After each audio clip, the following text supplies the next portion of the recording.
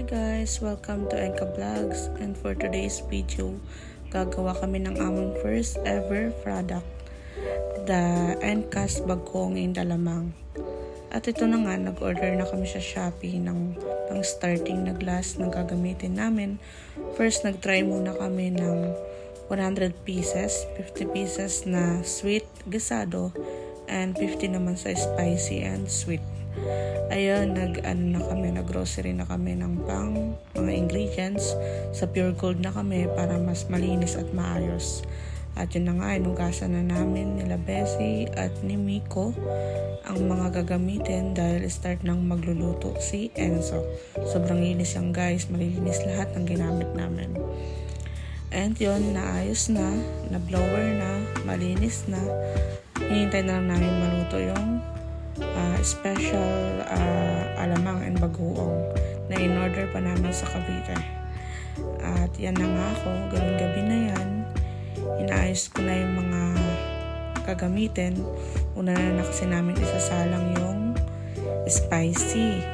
Nakailang try din kami bago namin nakuha yung perfect recipe na gustong ma-avail na Enzo. Kasi nga matagal na namin yung binabalak guys.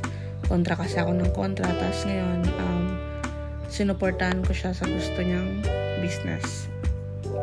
Try lang namin. Wala namang masama. Kasi palabas ng palabas lagi yung pera. Maganda na nagagamit ng maayos. At dahil bida-bida nga ako, yan na. Linis ako ng linis. Then, ito na yung bago namin lutuin. Fresh pa yan from Cavite. Direct supplier talaga kami kumuha. Then yun na nga, ang unang naluto ang gisado classic alamang. Yan na siya guys. Hindi ko na masyadong binidyoan kasi pinagalitan ako ni Enzo. Wag ko daw bibidyoan kasi daw dapat hindi ako pwedeng lumapit hanggat wala akong net at glove. Ayan na nga.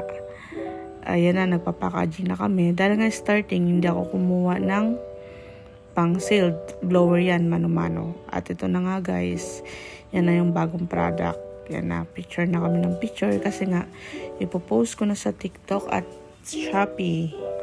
Yan na guys, dalawa yan, spicy and sweet. Spicy sweet and classic gisado. Naglagay din kami ng mangga, sobrang sarap niya guys. Hindi mo akalain na alamang siya. Actually, pinapapak ko nga to eh. Ang sarap kasi parang dessert. Yan na, ang kulay black po ay classic gisado, ang gold naman ay spicy. At yan naman ang aking model. Support Bessie yan. Siya nag-model. And ito na pala guys ang aming finished product. Gisado and spicy alamang. Available na po siya sa TikTok and Shopee.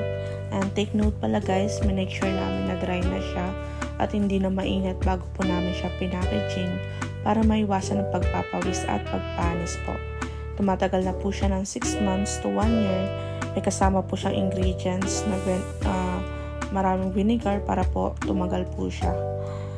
And yun guys, ready to eat na po siya. Masarap po siya. Nasa comment section lang po ang link kung saan po kayo pwede mag-order. And enjoy po. Sana magustuhan.